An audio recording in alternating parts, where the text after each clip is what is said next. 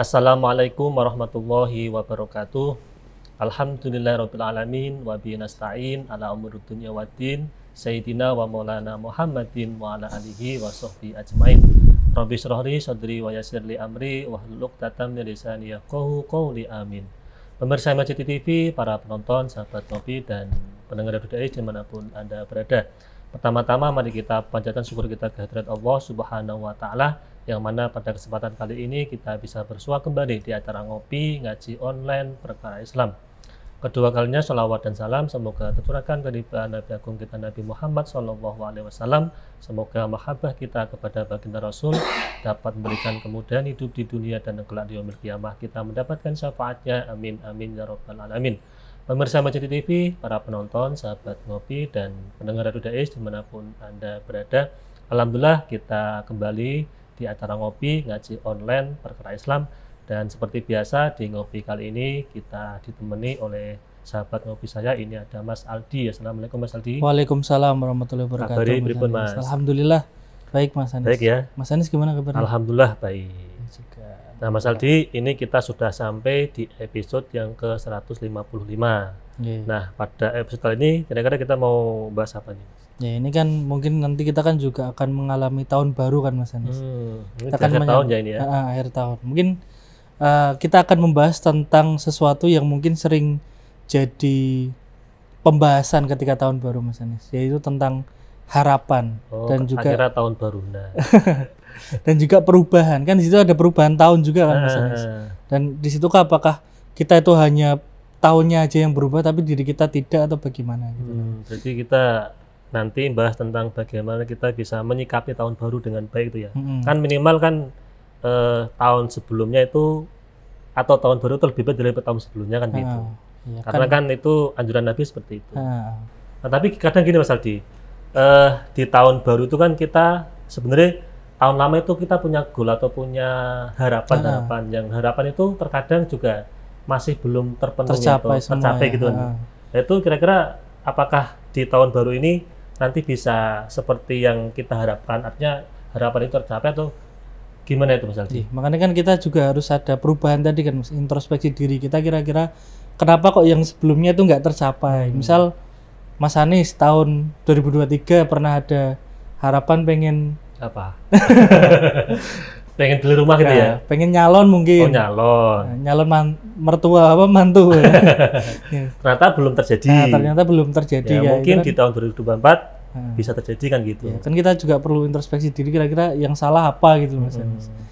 Atau mungkin juga harapan-harapan yang kita lakukan di tahun yang lama itu terlalu ini Mas Aldi, terlalu mulu-mulu ya, terlalu berlebihan gitu ya. Sehingga untuk dicapai itu sangat sulit. Berarti kan itu nanti ada kaitannya dengan bagaimana kita mengenali diri kita juga kan Mas Anis. Nah, untuk itu langsung saja Mas kita panggil ya narasumber malam ini. Hari ini. Pada beliau Bapak Kiai Haji Khairul Amin, monggo bisa gabung ngopi bersama kami. Assalamualaikum. Waalaikumsalam warahmatullahi wabarakatuh.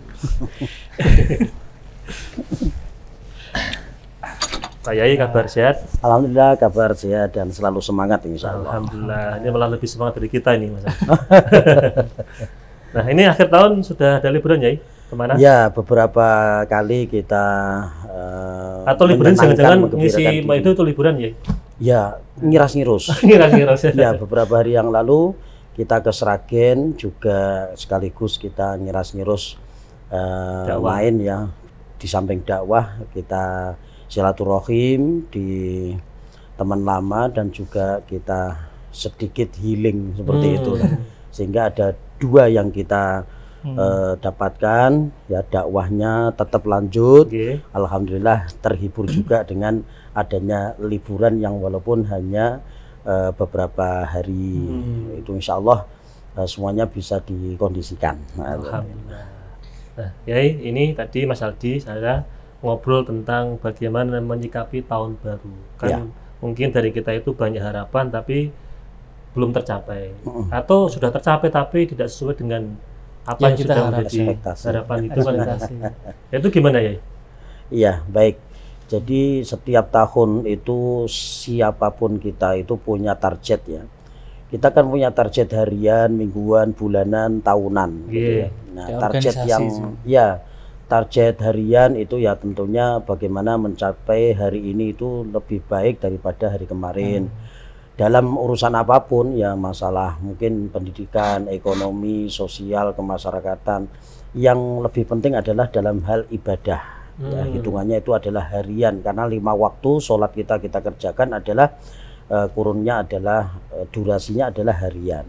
Kemudian satu minggu itu mungkin kita mungkin punya target ya, dalam satu minggu itu apa, satu minggu ini saya harus menyelesaikan garapan ini. Kalau di kampus ya urusan laporan atau tugas gitu ya. Kemudian seperti saya ini penyuluh agama di Kota Semarang yang bertugas di KUA Kecamatan Pedurungan, itu juga harus punya target satu minggu ini saya harus melaporkan, dan saya bertugas untuk memberikan penyuluhan di setidaknya 2 majelis taklim. Nah, seperti itu. Kemudian nanti bulanan juga harus ada target, apalagi tahunan gitu ya. Itu juga pasti harus ada target. Jadi ada target hidup ini target hidup itu seperti organisasi, ada yang targetnya itu adalah tahun pertama atau awal tahun, kemudian pertengahan atau jangka panjang.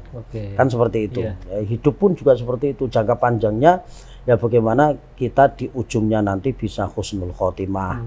Seperti itu. Jadi kita harus punya target. Hidup ini jangan angger glinding. Ya, jangan sakarepe dhewe. Kan biasanya katanya mengalir seperti air mengalir gitu. Ya, tapi air itu harus kita arahkan bagaimana air itu bisa menyenangkan, menggembirakan kita dunia akhirat. Jadi harus bikin talang air dulu ya. Betul sekali. Atau mungkin air irigasi itu bisa ke sawah-sawah gitu. Ya, kalau kita tidak atur, air itu kan bisa saja kemana-mana yang tidak berfungsi ya, atau mungkin sesuai mubadir ya, tidak sesuai dengan ekspektasi kita. Tapi kalau kita arahkan sesuai dengan tujuan kita tadi beli pralon gitu ya, untuk dikasih talang, kasih airan, sehingga mungkin bisa menyirami sawah, kemudian untuk wudhu, untuk mandi, untuk apa. Dan airnya juga nanti jadi nggak tercemar, kotor gitu ya. Betul sekali, terarah gitu, terarahkan dengan syariat seperti itu. Jadi mengalir, tidak hanya mengalir misalnya, tapi juga harus ditata betul itu alirannya kemana kan gitu. Betul. Tapi kalau kita sebagai seorang muslim itu, kita mengarahkan hidup kita itu seperti apa ya kalau kita? Ya kan orang itu kan tahapannya kan mulai dari lahir ceprot itu kan memang balita bawah 5 tahun. Kemudian naik lagi menjadi remaja. Setelah remaja dewasa, kemudian targetnya adalah tua, kemudian mati kan gitu ya. Walaupun target ini tidak semuanya bisa menjumpai, kadang ada yang tidak menjumpai tua, ada yang tidak menjumpai dewasa, ada yang tidak menjumpai remaja, bahkan ada yang tidak menjumpai masa-masa kegembiraan dalam masa anak-anaknya karena lahir ceprot langsung meninggal. Itu kan ada juga. Nah, sehingga semua punya target. Bagi yang remaja ya bagaimana nanti saya ke depannya bisa sekolah lebih tinggi lagi. Kemudian yang SMA juga seperti itu, bagaimana saya nanti bisa keluar kuliah S1, S2, S3 ngantek pilek kakean S. Kemudian kita setelah selesai kita harus bekerja. Saya mau bekerja kemana ya? Saya sesuaikan dengan kuliah saya, fakultas saya, jurusan saya. Itu semua harus punya target sehingga nanti terarah hidup kita itu.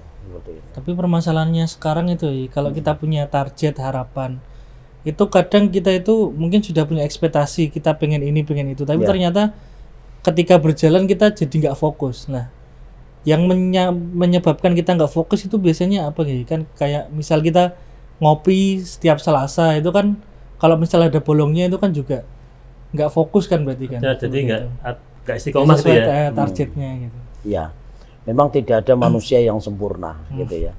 Jadi sewaktu-waktu orang itu memang harus ada semacam rehat ya. Jadi kalau toh ngopi itu kok kemudian ada liburnya itu ya wajar ya, karena buat jeda sesaat lah ya. Ya jeda sesaat, karena kita saja satu hari itu butuh namanya tidur, istirahat. Jadi andai kata kemudian ada liburnya, sedangkan kita kerja saja ada cutinya. Betul. Anggap saja ketika ngopi itu libur, maka itu adalah cuti kita, misalnya seperti itu. Tapi yang jelas kan sudah sesuai dengan tupoksi yang ada, targetnya sudah masuk, bahkan ini sudah sampai episode 150 berapa? 5. Itu enggak banyak loh orang yang mempunyai program podcast yang sampai sekian, bahkan di saat COVID-19 atau pandemi itu masih berjalan, itu enggak banyak itu ya. Sehingga kita punya kebanggaan bahwa Risma JT, MAJT, kemudian kerjasama dengan USM gitu ya, dan yang lain itu juga bagian daripada kontribusi panjenengan semua untuk kemakmuran kemasjidan.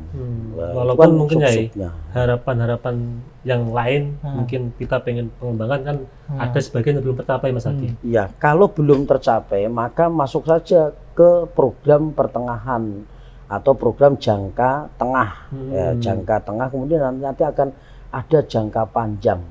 Seperti itu saja. Jadi ada jangka pendek, jangka menengah, jangka panjang. Nah, itu kalau progresnya itu adalah urusan yang berat, itu biasanya tahunan. Tapi kalau yang kira-kira progresnya itu adalah sedang, ya nanti di pertengahan.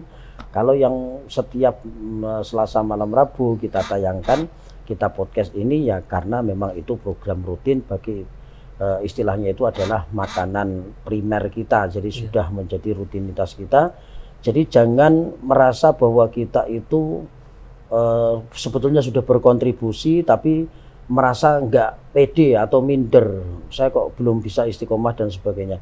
Itu justru kalau orang itu seperti itu terus, maka justru itu adalah bisikan daripada setan. Oh, termasuk bisikan. Iya, karena setan itu alladzi yuwaswisu fi sudurina.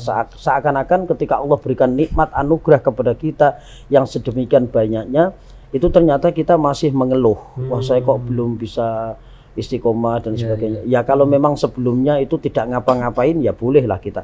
Tapi kalau kita sudah berjalan, bergerak, itu kalimatnya jangan seperti itu. Bagaimana kita bisa lebih maju lagi. Ya seperti itu. Jadi ada progres yang lebih besar lagi, ada semangat kembali untuk menyiapkan program-program yang lebih besar. Tidak motivasinya untuk lebih baik gitu ya. Iya, targetnya seperti itu. Jadi bukan lagi mengeluh, saya kok belum, seakan-akan itu belum bisa apa-apa, belum ngapa-ngapain. Jangan, justru kita sudah pede dulu satu langkah, kita punya program yang sudah berjalan, mempunyai kebanggaan gitu loh.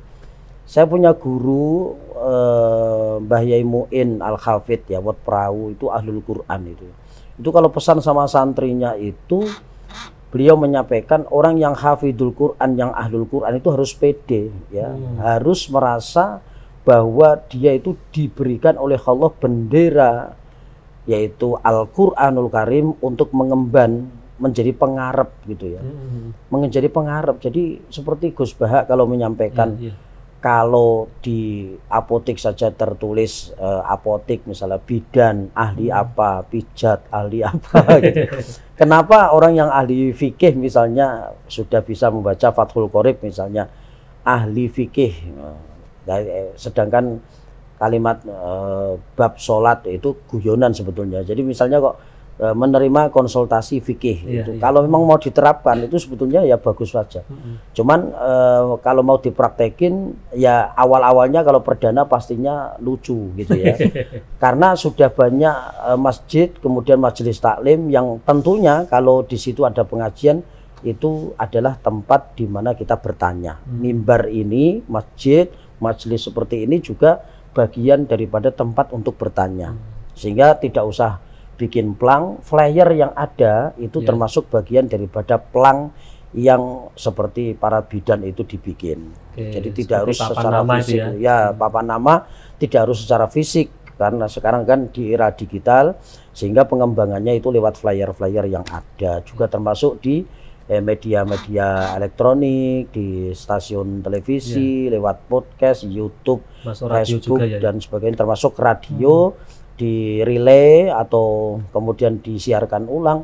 Itu sebetulnya sudah banyak sekali pintu-pintu yang memang bisa kita masukin. Syukur-syukur semua pintu tadi di era digital ini sudah bisa kita masukin sehingga orang itu di jalan, di kantor, dimanapun dia masih bisa menikmati kajian-kajian seperti ini. Oke. Nah, Berarti Kalau kita- Yai, Nah, mungkin kita kembali ke tadi Mas, perencanaan kan kadang tadi kan Yai Amin menampilkan bahwa harus ada step by step kan, harian, bulanan sampai tahunan kan. ya, Kalau saya begini ya, kadang itu kita sudah ada step harian, ya, kemudian bulanan, tapi yang tahunan, tadi Mas Aldi awal mengatakan mau apa targetnya itu tahun ini menikah tapi nggak jadi kan gitu, itu kan tahunan. ya.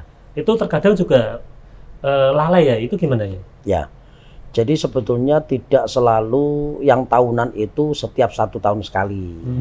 Misalnya nih ya, ada satu organisasi yang masa jabatannya itu periodenya itu sampai 5 tahun misalnya, Iya. seperti Pilpres. Itu kan 5 tahun. Nah 5 tahun ini boleh jadi itu kita garap, kita kerjakan di tahun yang pertama. Itu tahunan juga. Boleh jadi kita garap di tahun yang kedua atau ketiga, keempat atau bahkan di akhir masa jabatan. Tergantung progres yang mau dirintis. Iya. Itu juga kondisional kan. Oh ini saatnya karena masanya memang seperti ini. Kita harus menyiapkan sedemikian rupa sehingga tidak bisa kita garap dalam 1 tahun ini. Jadi ada Kita skala prioritas ya? betul sekali. Sehingga kalimat tahunan itu tidak harus selalu 1 tahun sekali, tapi tahunan boleh jadi 2 tahun sekali atau di akhir ujung dari periodenya. Yang Itu penting kalau tidak misalkan ada sudah masalah. purna tugas itu sudah bisa menyelesaikan target-targetnya tadi. Nah, betul. Jadi istilahnya adalah di akhirnya itu adalah husnul khotimah gitu seperti itu. Iya, iya, iya.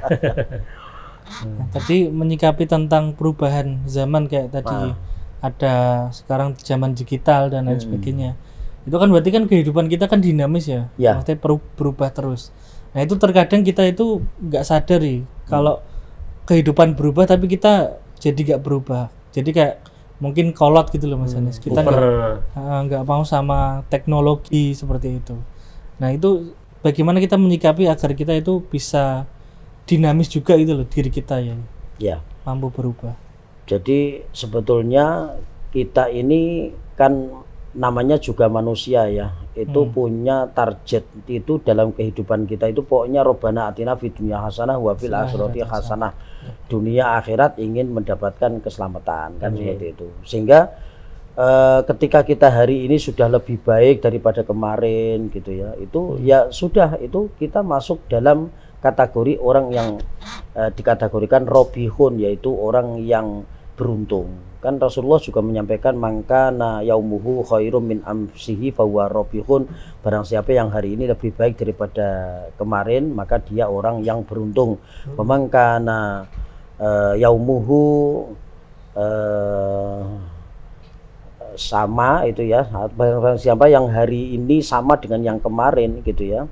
Mislu sama gitu ya, amsihi mislu sama dengan yang kemarin, maka bahwa dia menjadi orang yang khosirun, menjadi orang yang rugi. Wa mangka na yamuhu syarrun min amsihi bahwa halikun. Barang siapa yang lebih jelek lagi maka dia kategori orang yang rusak atau menjadi orang yang celaka. Jadi sekali lagi ketika kita punya progres untuk ke depan, kita sudah mengawalinya dengan yang baik, maka kita tidak boleh patah semangat. Kita harus selanjutnya menjadi orang yang pede bahwa kita itu bisa melakukan hal yang baik untuk masyarakat umum. Walaupun itu perubahan-perubahan kecil gitu, kan kadang kita nggak terlalu, maksudnya seringkali meremehkan sesuatu yang kita lakukan walaupun itu kecil gitu loh. Misalkan bangun pagi gitu ya. Bangun pagi, wah bisa sholat jamaah subuh gitu kan. Itu kan kadang seperti itu, kadang kita meremehkan. Jadi dulu itu ada 2 kiai gitu ya. Yang satu itu bangunnya itu kesiangan gitu ya. Kemudian cerita kepada kiai yang satu bahwa dia itu bangunnya kesiangan yang tadi pagi itu. Maka kiai yang satu itu bertanya, yang bikin kamu tidur siapa? Ya Allah. Yang bikin kamu bangun? Ya Allah. Ya sudah, berarti yang bangunin Allah. Jadi kalau kesiangan ya sudah, terima saja karena itu kehendak Allah. Jadi jangan ditangis-tangisi juga karena itu yang bangunin juga Allah. Jadi andai kata kesiangan yaitu memang bikudrati wa iradatillah, itu atas dasar kehendak dari Allah. Tapi kalau terus-terus ya artinya setiap hari itu. Nah, apa meneh nek awake dhewe setiap hari. Ya, itu berarti bukan masuk dalam kategori itu, karena ini adalah khusus yang setiap hari itu sudah bangun pagi. Dilalah kesiangan ya. Dilalah kesiangan ya berarti itu dimakfu. Tapi kalau sudah setiap hari kesiangan ya nggak masuk kategori ini, memang sengaja. Dan itu juga harus ada perubahannya ya, walaupun itu kecil ya. Ya, jadi adanya perubahan itu ya karena boleh jadi kita usahakan, tapi ada sesuatu yang sudah kita usahakan tapi ternyata nggak berubah juga. Ya karena Allah punya pilihan lain dan Allah itu maha memaksa. Jadi andai kata panjenengan punya target hari ini saya harus nikah misalnya. Hari ini juga harus nikah ya. Tahun ini. Tahun ini saya harus sudah married, sudah nikah. Ternyata belum juga. Padahal kita sudah berusaha, ikhtiar. Allah pasti punya kehendak lain. Padahal sudah punya orang lah itulah. Ya, sudah punya pilihan, tapi belum juga. Karena Allah mempunyai sifat memaksa itu tadi. Jadi Allah itu punya prioritas, hak prerogatif Allah itu ada, semacam keputusan presiden lah gitu ya. Jadi kalau kita itu memang ada sesuatu yang ternyata ada satu yang belum diijabah oleh Allah, ya barangkali itulah Allah punya hak maksa yang pada saat terjadi pada diri kita, titiknya di situ. Nah seperti itu. Jadi ada orang loh, itu kok orang itu katanya doanya mustajabah, tapi khusus yang satu itu kok belum diijabah ya. Nah, itu banyak itu ya ulama-ulama besar itu yang ada sesuatu yang belum diijabah dalam urusan satu perkara gitu ya. Saya tidak sebutkan, tapi yang lain itu selalu diijabah. Walau da'ala la abarrah. Kalau beliau minta pasti diijabah. Tapi yang satu itu belum diijabah. Karena Allah punya hak prerogatif untuk menentukan mengijabahnya itu kapan atau akan diganti dengan hal lain, itu adalah hak prerogatif Allah. Sehingga disitulah ketika Allah itu mempunyai sifat memaksa, maka disitulah terjadi pada diri si A, si B, si C. Termasuk kita ya? Termasuk kita. Kita nggak tahu apakah kita itu doa kita semua diijabah. Harapan apa semuanya akan tercapai? Tidak semua, tentunya tidak semua, karena apa yang kita inginkan belum tentu Allah yang menginginkan. Kita menginginkan, Allah mempunyai pilihan, Allah mempunyai kepilihan, Allah mempunyai ketentuan, sehingga apa yang kita pilih belum tentu yang Allah tentukan. Allah mempunyai kehendak yang lain. Artinya itu kan kalau saya amati itu kan ada hikmah dari itu ya. Artinya satu, kita itu posisinya sebagai hamba. Ya. Jangan sampai kita tuh langsung ketika minta itu harus turuti kan gitu kan. Karena hamba kan berarti harus manut sama tuannya kan gitu. Nah, itulah. Maka kenapa justru Nabi Muhammad itu bangga dengan pangkat sebagai hambanya. Subhanalladzi asra bi 'abdihi. Maha suci Allah yang telah memperjalankan hambanya. Loh, Nabi itu paling seneng dengan julukan hamba loh. Sehingga Nabi itu pernah makan itu sambil jegang gitu ya. Itu kalau di pesantren dulu itu makan itu senane jegang seperti ini. Berarti ada sanadnya ya? Ada sanadnya. Ternyata itu tujuannya memang biar kita itu makan dikit tapi udah kenyang. Jadi kakinya diangkat satu, kemudian kita makan seperti ini. Cuman itu boleh dipraktekkan hanya ketika kita sendiri, atau bersama keluarga, atau sama orang yang sudah dekat dengan kita. Tapi kalau kita makan di satu tempat dengan para pembesar-pembesar, atau para kemudian bupati misalnya, atau banyak orang-orang ya guru-guru kita, ya tentunya nanti masuknya ke etika ketimuran, seperti itu. Ya. Kalau sendirian silahkan makan ning pojokan, sikilmu mbok angkat gitu ya. Itu nanti nggak lama insya Allah akan kenyang. Itu konsep itu ya. Karena kan sudah diganjel seperti itu. Tapi kan kadang ada yang kayak gitu terus, ini sunnah kok gitu. Walaupun di pembesar-pembesar ada. Nah, harusnya nggak seperti itu ya. Misalnya ada ini waktu dan yang tempat ya. Makanan sisa makanan yang ada di jari-jari itu kan sunnah untuk dilepoti Tapi kalau di depan orang banyak kan saru.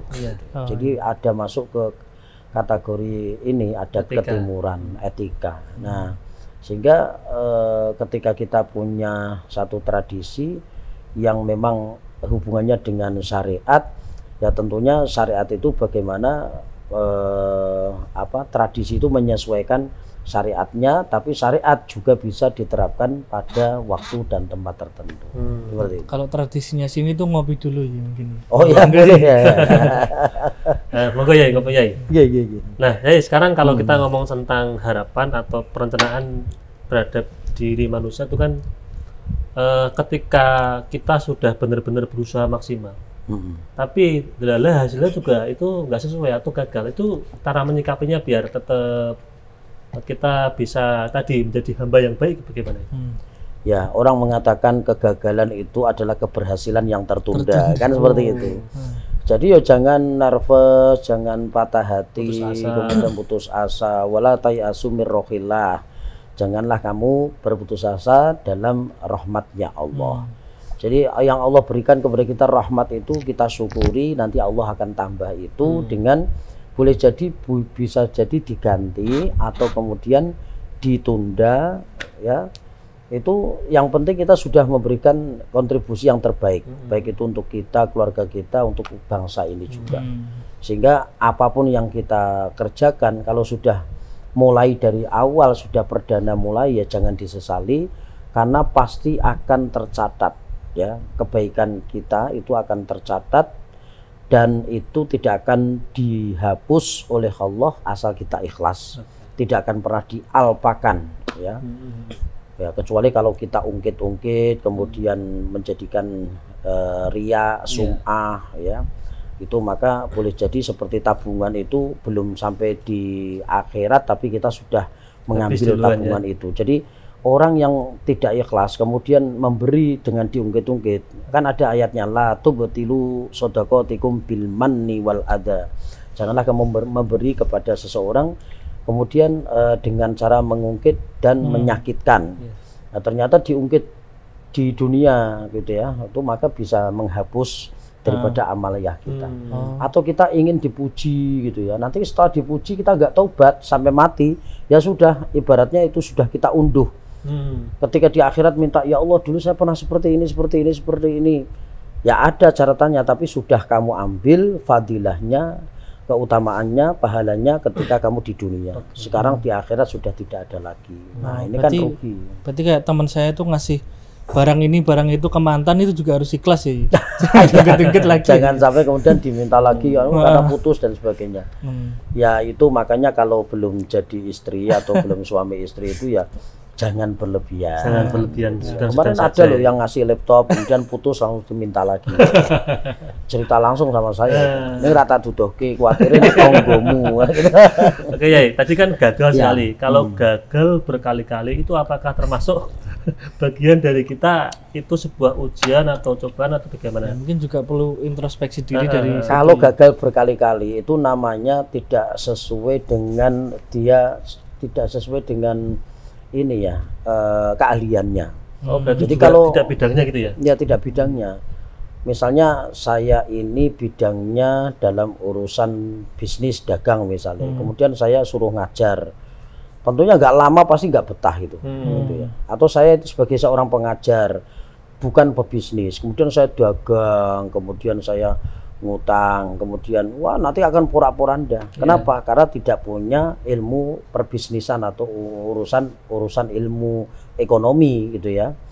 Wong yang punya gelar sarjana ekonomi saja kadang-kadang ekonominya itu berantakan, no. Morat-marit ya. Morat-marit. Itu ya. Artinya itu berarti tidak sesuai dengan bidangnya atau potensinya gitu ya? Iya, kalau sudah seperti itu ya harus pindah haluan. Termasuk apakah juga menikah gagal berkali itu juga termasuk tidak bidangnya ya? Jadi harus nggak menikah gimana ya? Tidak selalu seperti itu. Jadi misalnya ini dalam urusan masalah jodoh gitu ya, itu kan memang sudah sana kan ditulis ya di Lauhil Mahfuz bahwa tidak ada satupun di dunia ini kecuali ada campur tangan Allah. Gitu ya. Pasti di sana itu sudah tertulis. Nah, Allah itu kan maha mengetahui kan? Ya, maha mengetahui. Jadi Allah juga tidak akan menyanyiakan usaha seseorang. Kemudian yang kedua itu juga tidak boleh terlalu berlebihan dalam memilih. Ini kadang-kadang kita menyalahkan Tuhan, menyalahkan Allah, sementara sebetulnya kesalahan itu ada pada diri kita. Tadi ya, introspeksi tadi ya. Nah, misalnya Mas Aldi golek sing langsing wayu gitu ya. Terus yang keturunan nasab orang baik, kemudian juga orangnya itu cantik, kemudian juga anak wong sugih, nasab, nasib, nusub, semuanya dapat. Ternyata orang yang punya karakter 4 macam seperti Rasulullah itu kan, yang pertama kan maluhu, ya, li jamalihi karena cantiknya, wali jamaliha, wali nasabiha karena nasabnya, wali maliha karena hartanya. Kemudian yang keempat wali diniha karena agamanya. Nah, ternyata orang yang punya sifat 4 ini, ada orang yang punya sifat ini yo ayu, yo sugih, yo anake wong terhormat, yo agamane kuat. Tapi orang yang punya sifat 4 ini dilelah ora seneng wae awake dhewe. Kita boleh utamanya mungkin ya. Nah, kalau targetnya itu 4-4-nya itu harus ada, maka kita juga harus punya 4 itu pada diri kita. Ternyata kita mungkin papat iki lusut telu. Bahkan tidak ada semua ya. Misalnya kayak ya kita dapat 1, 2 misalnya, ya sudah kita mencarinya juga yang karakter 1, 2 ini, agamane karo pokoke sementing wong apik misalnya seperti itu. Ora pate ayu banget, ora keturunane wong ningrat juga ndak masalah. Yang penting agama dan kesetiaan. Nah, kan dapat 2 gitu kan. Tapi yang paling utama itu apakah tadi 4 tadi itu yang paling utama menurut agamanya atau agamanya? Karena walaupun disebut terakhir, tapi justru yang terakhir itulah kemudian ada keterangan barang siapa yang memberatkan dirinya memilih pasangan calon yang karena agamanya, maka Allah akan selamatkan dia dunia dan akhirat. Amin. Nah, seperti itu. Ya, ini menarik sekali, apalagi mau ngomong jodoh. Kan ini kita sama Mas Adi kan belum jodoh ya. Karena belum jodohnya kan gitu. Nah, tapi sebelum kita ngobrol banyak, kita akan jeda iklan yang mau lewat dulu ya.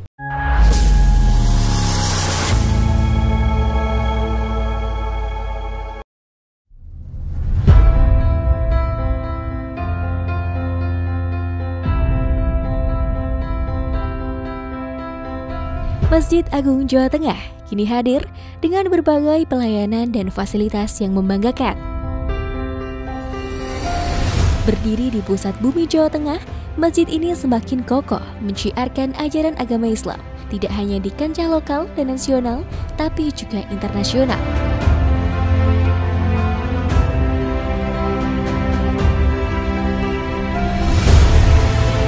Mengikuti perkembangan dan kebutuhan masyarakat, Masjid Agung Jawa Tengah mempersembahkan sebuah lokasi yang mengantarkan, lokasi yang membekali untuk ibadah yang suci, manasik haji dan umroh Masjid Agung Jawa Tengah.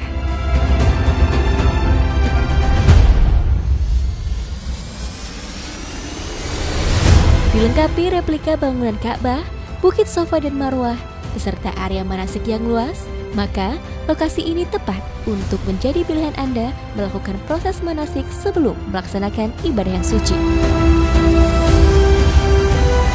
Dengan 2 pintu gerbang utama, sistem keamanan yang sudah modern, area parkir yang luas semakin memudahkan Anda dalam beribadah maupun kenyamanan dan keamanan selama proses manasik berlangsung.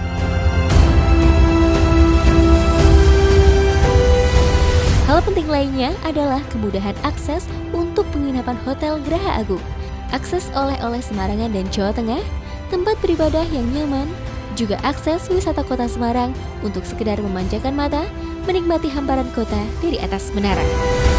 Tentunya, ini semua demi pelayanan yang mengedepankan kepuasan Anda sebagai pelanggan. Dengan berbagai macam kelebihan tersebut, maka lokasi manasik di Masjid Agung Jawa Tengah layak menjadi pilihan Anda sebelum melaksanakan ibadah yang suci ataupun untuk proses pendidikan putra-putri kesayangan.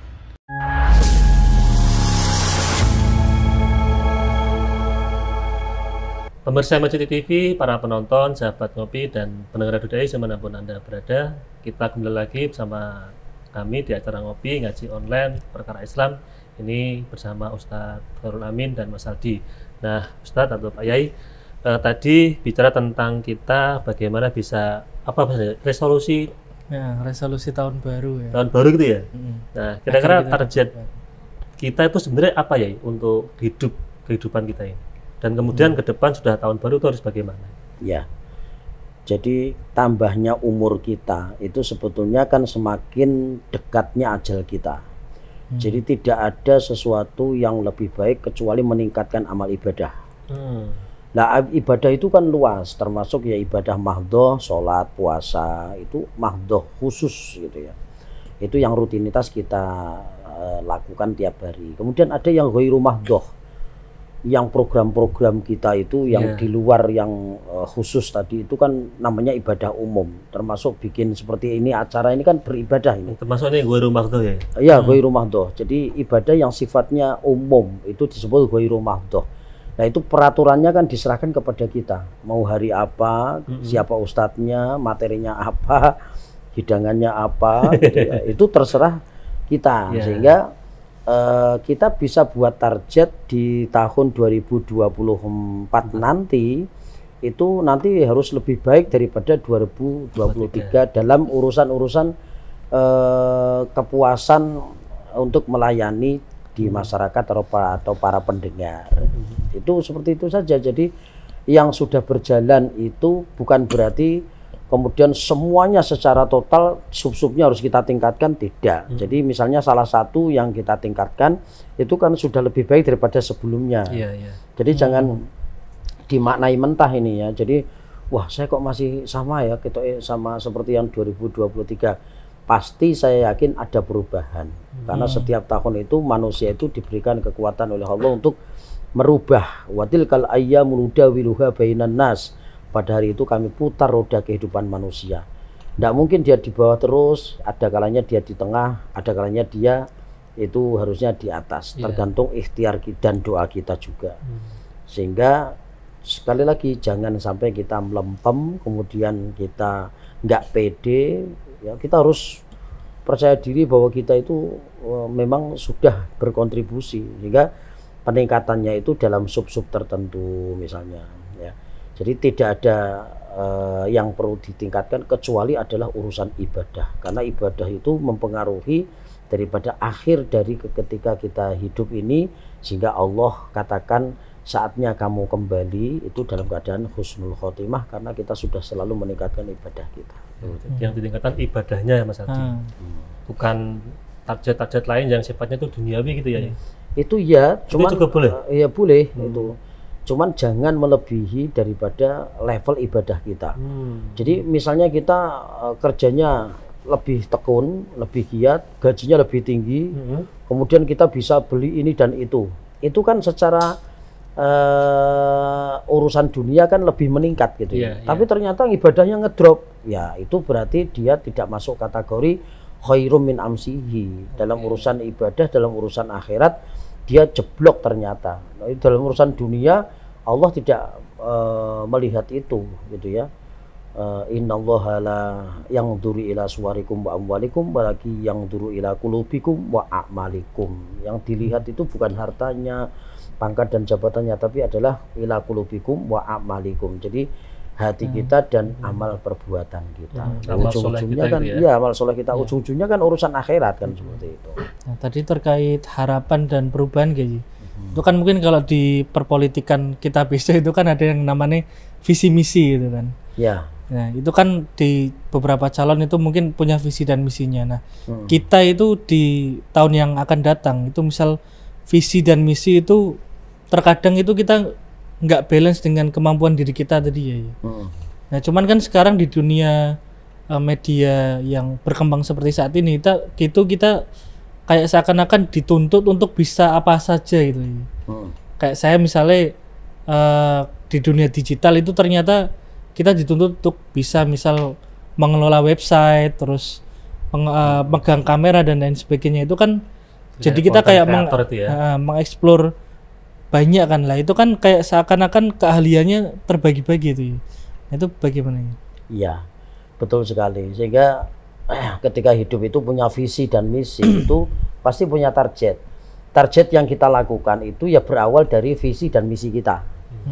Jadi ibarat orang itu mau punya acara, kita bikin proposal. Ya, proposal itu kan mulai pendahuluan, latar belakang, ya kan, Iya. apa. Hidup juga seperti itu. Kita Harus punya jelas visi, seperti itu ya. misi, ya. Tidak hanya organisasi saja, tidak hanya calon presiden saja. Jadi kita pribadi itu hidup di dunia ini harus punya visi dan misi yang jelas. Tapi kalau visi misinya itu terlalu tidak realistis gimana? Ya, jadi memang di dunia ini tidak ada semua 100% yang realistis. Tidak ada. Jadi pasti ada yang keluar khariqul adah gitu, ada pasti. Misalnya ini contoh gitu ya, hal di ada luar dugaan ruang gitu ya.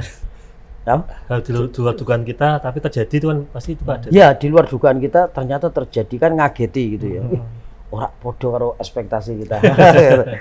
Jadi ternyata jadi ketum partai misalnya. Ya, orang nyongko gitu ya, misalnya nggak nyangka dan sebagainya. Yang kita punya visi misi ternyata tidak jadi atau gagal, ternyata yang nggak ada di proposal atau di visi misi kita ternyata terjadi. Boleh jadi seperti itu. Itulah kita itu punya keinginan, Allah yang punya kehendak, sehingga ada yang ideal gitu ya, ada yang non ideal. Jadi idealnya itu orang kalau kuliahnya di urusan fakultas ekonomi, itu idealnya itu menguasai perekonomian gitu. Ekonominya lancar gitu ya.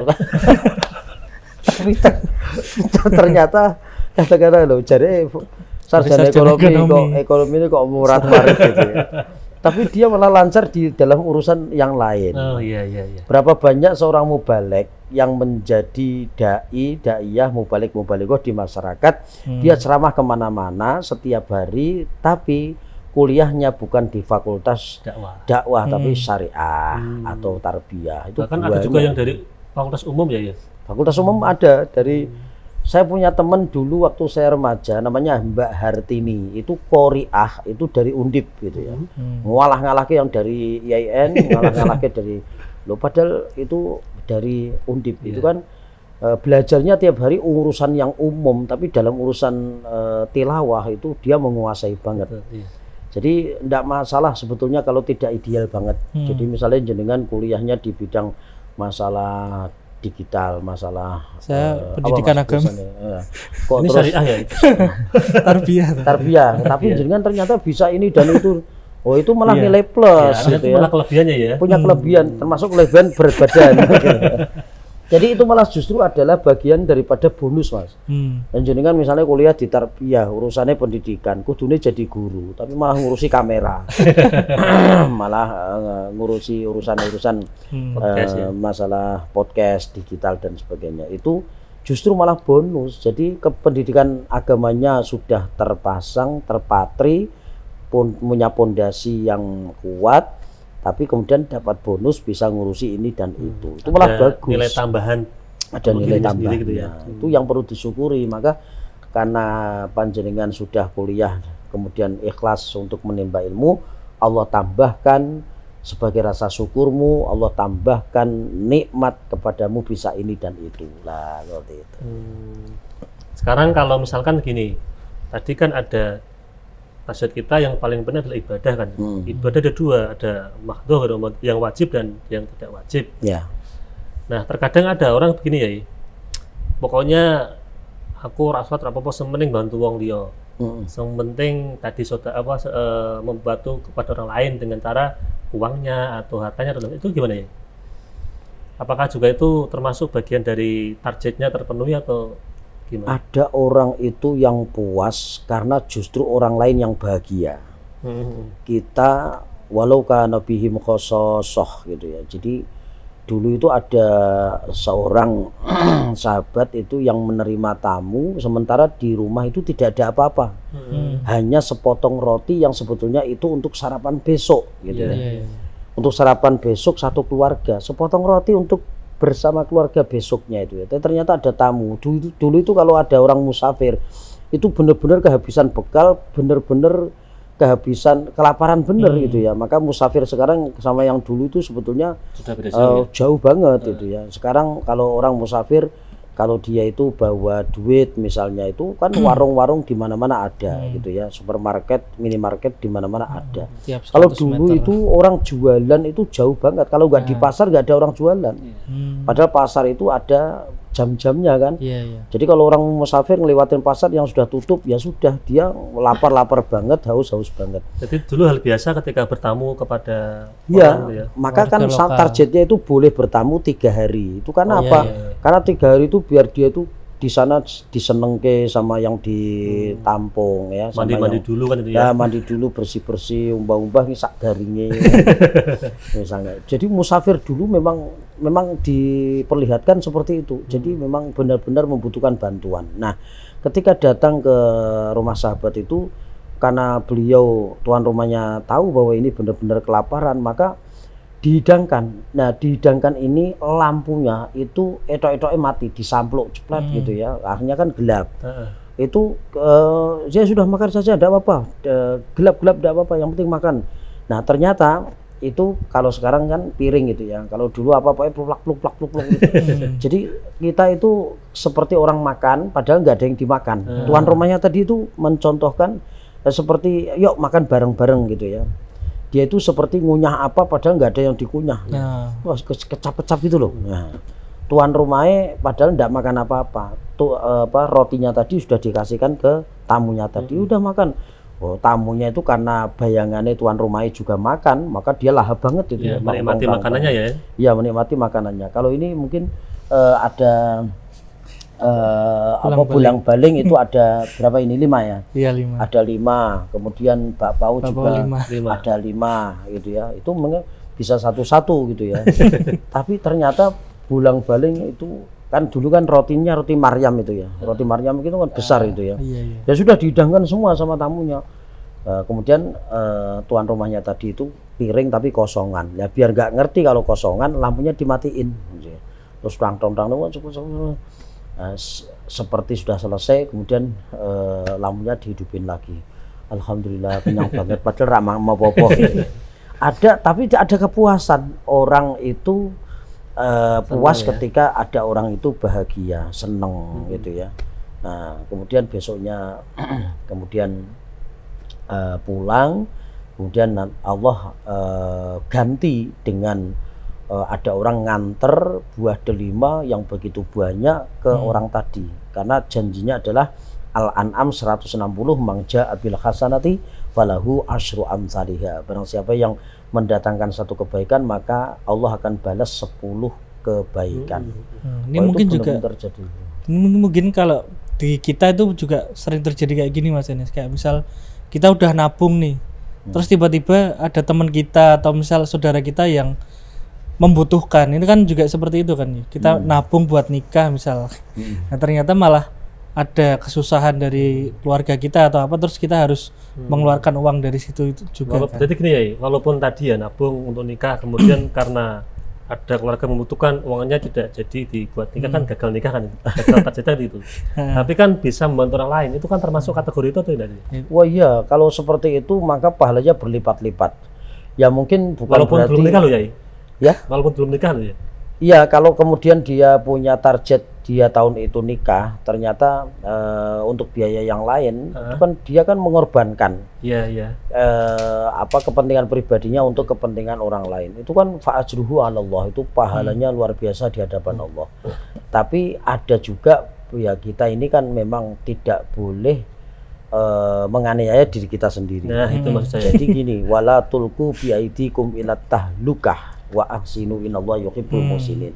Jadi jangan sampai kita juga membelenggu diri kita sendiri. Kalau orang yang sudah terbiasa seperti orang Ansor, kaum Ansor itu ketika orang Muhajirin datang itu enak saja. Saya punya kambing 2, yang satu buat kamu, yang satu buat saya. Saya punya rumah 2, yang satu buat kamu, yang satu buat saya. Saya punya unta 2, yang satu buat kamu, yang satu buat saya. Saya punya toko 2, yang satu buat kamu, yang satu buat saya. Saya punya istri 2, misalnya, nggak sampai segitu. Itu lost doll gitu ya. Jadi orang Ansor itu sudah teruji berbagi kepada sesama. Sehingga kalau dia itu punya level yang seperti itu silahkan saja. Tapi kalau kita mau niru seperti itu, ternyata kita itu masih punya tanggungan, kemudian rasa belum ikhlas, ya jangan coba-coba. Jadi kita pikirannya masih matematis kan? Ya, kalau kita masih matematis berarti kan uji coba. Nah, uji coba itu bisa saja malpraktek gitu ya. Jadi ketika kita mau meniru yang seperti sahabat Ansor, ternyata kita terbatas, tidak bisa levelnya itu. Ternyata ketika kita mau mengorbankan uang kita yang asalnya untuk nikah, ternyata untuk orang lain, engkau malah ujung-ujungnya gelo. Kemudian kita ternyata menyesal, ya tewas menyesal. bantu kok nggak ada balasannya ini. Iya, atau dia kemudian porak-poranda yang dicita-citakan, wah gitu malah itu nggak baik. Jadi kalau levelnya masih seperti itu, ya sudah nikah tetap. Kalau mau dikurangi biaya pernikahan untuk membantu orang lain, ya setidaknya resepsinya saja yang dihilangkan, tapi ijabnya tetap gitu loh. Jadi ojo dihilangi kabeh walaupun tidak dapat semua gitu ya. Jangan itu kan semuanya kebaikan ya. Ya semuanya kebaikan. Ya kebaikan itu kan levelnya itu relatif gitu ya. Ada yang orang nyumbang dulu mana kan gitu ya. Ya, orang nyumbang 100 juta itu ada yang kecil, tapi bagi orang yang nggak punya duit 100 juta kan besar banget. Iya. Nah, seperti itulah ketika kita itu mau berbagi kepada sesama, dikatakan besar kecilnya satu nilai itu tergantung keadaan kita. Kemampuan kita. Sehingga tidak semua orang yang kita lihat itu bisa kita contoh. Kita bisa menjawab sesuatu tapi tidak bisa menyelesaikan sesuatu. Kita bisa menjawab pertanyaan dari orang yang punya masalah keluarga, tapi belum tentu kita bisa menyelesaikan masalah keluarga kita sendiri dengan kasus yang sama. Karena setelannya beda. Misalnya ada orang itu, wah saya kok dipaido sama istri, lapor kepada Sayyidina Umar. Dulu ada loh sahabat itu. Ketika lapor kepada Sayyidina Umar, kenapa lapornya ke Sayyidina Umar? Karena Sayyidina Umar itu adalah orang yang terkenal keras, sehingga siapapun takut sama Sayyidina Umar. Termasuk istri-istri apa sahabat Nabi itu? Ya sahabat tadi bayangannya mesti iso ngalah-ngalah ke bojo. Nah saya ini kok sering dimarahin sama istri saya tak minta resep sama Sayyidina Umar bagaimana cara mengatasi istri yang cerewet misalnya. Ternyata sampai ke Sayyidina Umar, dodok-dodok, assalamualaikum. Ternyata di dalam itu Sayyidina Umar lagi dimarahin sama istri. Tidak sesuai dengan ekspektasi lagi. Akhirnya assalamualaikumnya dijawab, assalamualaikum, waalaikumsalam. Kok isih diuring-uring, waduh, kok podo wae gitu ya. Akhirnya pulang sahabat ini, pulang gitu aja, nggak pamit. Walaupun Sayyidina Umar sudah mendengar salam itu, beliau pulang. Besoknya ketemu di masjid. Sayyidina Umar tanya, kayaknya kamu tadi malam ke rumah saya ya? Ya Sayyidina Umar. Kenapa nggak jadi? Lah sami mawon. Gitu ya. Ternyata istri saya itu marahin saya mau minta resep sama panjenengan, ternyata panjenengan sama-sama dimarahin istri juga. Nah, ini sekalian mumpung ketemu, saya tanya Sayyidina Umar, kenapa engkau justru diam saja ketika dimarahi istri? Maka Sayyidina Umar itu menjawabnya luar biasa.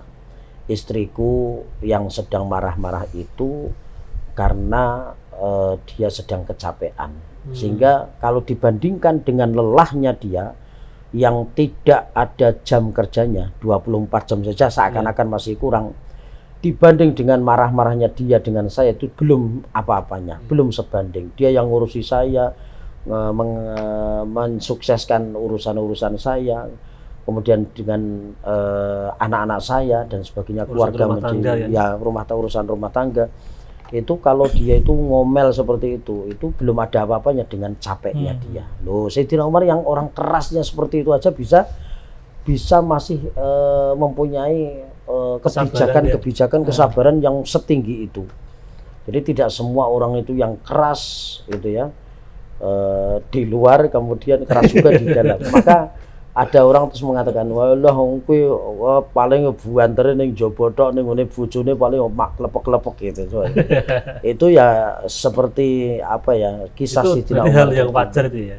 Ya, jadi bukan karena dia itu dikalahkan sama istrinya, karena dia memang lebih dewasa. Jadi suaminya bisa nyetel, bisa mengatur volume ini. Kalau saya itu justru malah melayani lebih tinggi lagi. Tahu kapan waktunya iya, diam, pasti tahu kapan ribut waktunya ngomong kan geger. gitu ya.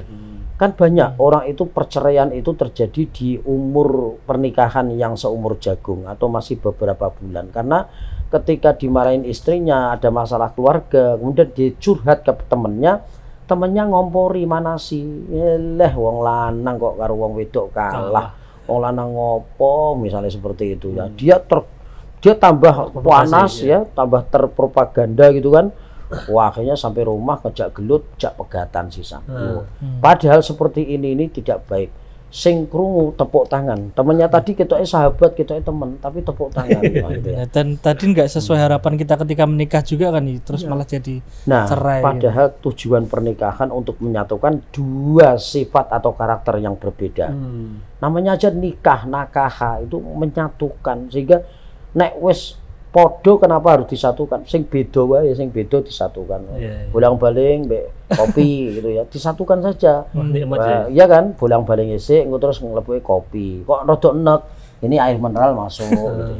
Saling mengisi gitu loh. Harmoni ya. Harmoni seperti itu. Sehingga jangan terpancang dengan propaganda orang lain yang kemudian mengatakan walah ikatan suami takut istri. Oh, dikatain seperti itu jangan tersinggung. Kamu karena nggak ngalamin, coba kamu ngalamin sudah punya rumah tangga, punya masalah ini pasti dia pun juga akan mengalami hal yang sama. Sehingga tidak hanya urusan masalah keluarga, urusan mau pilih presiden saja itu kalau kita sudah mantep bismillah gitu ya, kita punya satu keyakinan bahwa orang ini adalah pilihan saya yang terbaik karena visi dan misinya jelas sesuai dengan keinginan saya.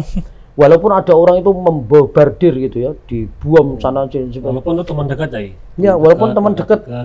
Lawang suami istri saja bisa berbeda pilihannya gitu, apalagi orang lain gitu ya. Karena sudah yakin dalam hatinya ya sudah lakukan saja isi hati itu, asal ketika kita mau nyoblos minta sama Allah, ya Allah semoga yang aku pilih ini adalah pilihanmu juga.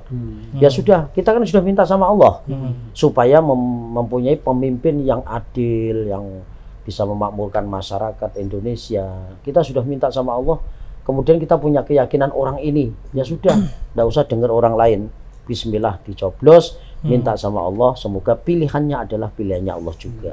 Itu paling bagus itu. Jangan golput. Kalau golput itu namanya nggak tanggung jawab, karena sebagai warga Indonesia itu kita mau memilih seorang pemimpin, gelem rak gelem ya sudah, cari saja yang misalnya ada orang wah ini ada kelemahannya, ini ada kelemahannya, ini ada kelemahannya, cari yang paling minim menurut kita ya, cari yang paling minim. Jadi seperti ini Mas Anies, setidaknya itu ya sudahlah, bolehlah ada kepentingan pribadi di situ. Misalnya contoh ya, dulu ya waktu ini kan sudah berlalu, tidak apa-apa saya ceritakan. Waktu saya milih Pak Jokowi itu ya, itu kenapa saya pilih Pak Jokowi? Karena pada saat itu penyuluh agama akan dinaikkan honornya 100%. Loh, aku seneng tuh Mas Anies. Ya sudah. Agama kan dia. Ya. Ya ternyata memang benar, begitu saya pilih kemudian naik juga honor itu penyuluh agama. Ya walaupun memang nggak sampai UMR, tapi setidaknya kan janjinya tepat gitu ya. Nah, ternyata sesuai dengan ekspektasi, ternyata sesuai dengan harapan saya. Walaupun saya punya kepentingan secara pribadi, tapi pribadi ini mewakili ya orang lain. Di kota Semarang saja 128 orang itu penyuluh, sehingga kan nyatanya juga baik-baik saja. Dan tidak boleh ketika kita hanya mementingkan hal itu saja, ada yang lain juga yang ternyata juga memuaskan dan sebagainya. Ini contoh loh ya. Nah, ini kan saya tidak menyebut yang 1, 2, 3 ini gitu ya. Itu yang lalu kan itu. Itu yang lalu. Jadi bolehlah misalnya contoh ini, saya kok punya pesantren tapi kok ya ono ya ini rapatek durusi dan ndak patek kesenggol dan sebagainya. Kira-kira ada nggak calon presiden itu yang memang punya target-target untuk pesantren? Kemudian dia coblos itu ya. Terus apa? Dia punya kepentingan apa? Saya kok punya program seperti ini, itu dari calon presiden 3 ini kok kok yang ini, yang seorang petani misalnya, pedagang terus apa? Kan punya banyak visi misi kan 3 calon presiden ini. Ya sudah, kalau kita pedagang goleo sing calon presiden itu menguntungkan para pedagang. Saya penyuluh, bagaimana? Artinya kan itu tidak masalah kan ya, artinya boleh kan ya? Tidak masalah, boleh. Entoh juga semua punya visi misi yang jelas, yang baik. Entoh juga misalnya saya pilih sebagai penyuluh agama, milih si A, kemudian ternyata gaji saya naik, kan nanti saya akan lebih semangat lagi. Betul, bekerja Saya ya, saya jangan sampai makan gaji buta. Ya. Saya dapat honor tiap bulan sekian. Saya harus punya majelis taklim untuk penyuluhan dan sebagainya. Maka dia terpanggil. Coba kalau ndak naik gajinya, wah, isinya mai dotok, ngelentruk, alah mitro dan sebagainya. Akhirnya kerjanya kan ngelentruk gitu ya. Artinya nggak semangat, Nggak kemudian semangat nanti akhirnya. hasilnya kan nggak baik kan itu. Ya, jadi boleh kita itu misalnya ya, ada orang itu mau panggil guru les privat ngaji misalnya. Pak Ustadz, nuhun sewu, berapa biasanya tiap bulan? Nggih, monggo terserah Bapak atau Ibu saja. Ndak, kalau di sana-sana berapa? Kalau di sini segini Bu, Pak. Itu boleh. Supaya kita itu meningkatkan semangat kita ya. Ya nanti niatnya untuk yang lain itu sambil jalan gitu ya, sambil jalan. Yo karo-karo dijaluke ngapura mbek Gusti Allah gitu ya. Ya Allah, andai kata ada yang enggak ikhlas itu karena tendensi dan sebagainya, tolong bersihkan hati saya ya Allah. Kan ada doanya, Robbana la tu'akhidna in nasina au akhtana. Ya Allah, jangan engkau hukum kami ketika kami ini dalam keadaan lupa dan salah. Loh, durung-durung ki wis punya kontrak kerja dengan Allah. Ya Allah, ampun jenengan siksa kula nggih pada saat saya itu lupa in nasina au akhtana, atau saya pada saat salah. Maka Nabi itu ketika ya Allah minta, ketika Nabi ditawari sama Allah, Kanjeng Nabi Muhammad, kamu minta apa? Maka Nabi mengatakan, saya tidak minta apa-apa kecuali satu, umatku ketika lupa atau melakukan kesalahan, engkau pasti akan memaafkan. Ya sudah, aku turuti. Maka Nabi berdoa, Robbana la tu'akhidna in nasina au akhtana. Itu yang perlu digarisbawahi. Yang seterusnya biasa, doa biasa. Tapi yang itu, Robbana la tu'akhidna in nasina au akhtana, itu saja yang digarisbawahi. Ya Allah, jangan engkau siksa kami pada saat kami itu sedang lupa maupun sedang melakukan kesalahan. Artinya apa? Seakan-akan minta kepada Allah, ya Allah, nek pas kula lali nggih jenengan sepuro, nek pas kula luput jenengan benekke, terus jenengan ngapura juga. Dan ternyata diiyakan sama Allah itu. Umatnya Nabi Muhammad itu, kalau asal kita itu ibadahnya tekun, taat gitu ya. Ketika kita melakukan kesalahan yang tidak disengaja, Allah langsung ngasih maaf. Tidak ada garansi itu ya. Ada garansi. Asal kita mau wudhu, sholat, kan bisa melunturkan melunturkan dosa itu ya, menjadi pahala dan melunturkan merontokkan dosa-dosa itu. Nah, itulah makna atau fadilah daripada doa Robbana la tu'akhidna ini. Itu kan prioritas. Jadi boleh untuk kepentingan kita minta kepada Allah supaya dimudahkan ya. Dimudahkan, kemudian dihilangkan semua yang membebani kita. Nah, mungkin kalau terkait dengan harapan tadi, kayak saya itu juga perlu yang fokusnya itu ke dalam tadi kan, dalam menggapai harapan itu kan. Kayak misal kita memperhatikan diri kita juga, nggak menganiaya diri. Terus yang kedua sama fokus sama orang lain tadi lagi. Kayak jenengan itu kan punya harapan, tapi juga ternyata nggak cuman buat kita sendiri, tapi juga buat penyuluh agama lain. Dan juga kita perlu memperhatikan perubahan zaman juga kan tadi, yang terakhir tadi.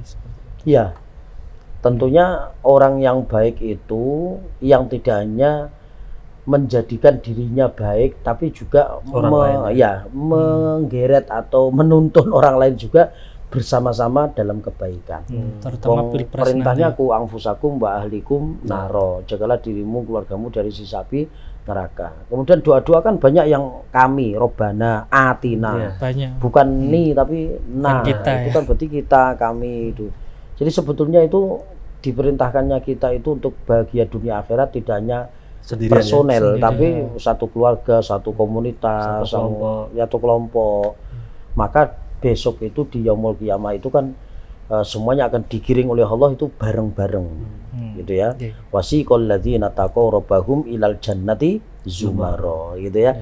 Jadi besok orang yang takwa kepada Allah itu tidak hanya personil tapi bareng-bareng dikumpulkan, digiring sama Allah masuk ke pintu surga yang sama. Walaupun nanti surganya berbeda-beda, tapi gerbangnya sama ya gerbangnya berkutuk itu pada bendera yang sama, yaitu bersama orang-orang yang dikumpuli juga pada saat di dunia.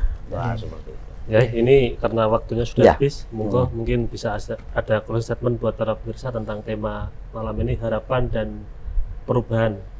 Baik, untuk yang terakhir di akhir 2023 ini tentunya semuanya harus berubah ya, untuk nanti kita perbaiki di tahun 2024. Berubah apanya? Tidak harus berubah namanya, tidak harus berubah secara total, tapi perbaikan-perbaikan itulah yang kemudian bisa merubah yang asalnya biasa menjadi luar biasa. Artinya apa? Siapa obah pasti owah. Nah, silakan obah supaya owah. 2023 kita sudah punya banyak harapan, kemudian ada perubahan nanti di tahun 2024. Merubah yang asalnya di 2023 biasa menjadi luar biasa di tahun 2024. Amin. Seperti itu dalam urusan sub-sub tertentu semuanya itu harus lebih baik daripada sebelumnya. Tapi kalau andai kata ada satu yang belum berhasil, maka jangan putus asa. Tetap Karena itu ya, karena ada jangka pendek, jangka menengah, dan jangka panjang. Kalau belum berhasil di jangka pendek, kita melangkah pada jangka menengah belum berhasil, ya kita sampai pada jangka yang panjang, tahunan tidak harus setiap 1 tahun sekali, tapi masa periode. Boleh jadi tahun ini, besok, atau dalam kurun waktu 5 tahun selama dia itu punya visi misi sesuai dengan yang dirancang. Nah, seperti itu. Oke, terima kasih Pak Yai sudah rawuh dan memberikan ilmu kepada kita. Mas Aldi, terima kasih sudah nemenin ngopi. Pemirsa Masjid TV, para penonton, sahabat ngopi, dan pendengar ODS dimanapun Anda berada. Demikian ngopi pada episode kali ini. Saya selaku host, apabila banyak salah, banyak gelap, mohon maaf yang sebesar-besarnya. Assalamualaikum warahmatullahi wabarakatuh.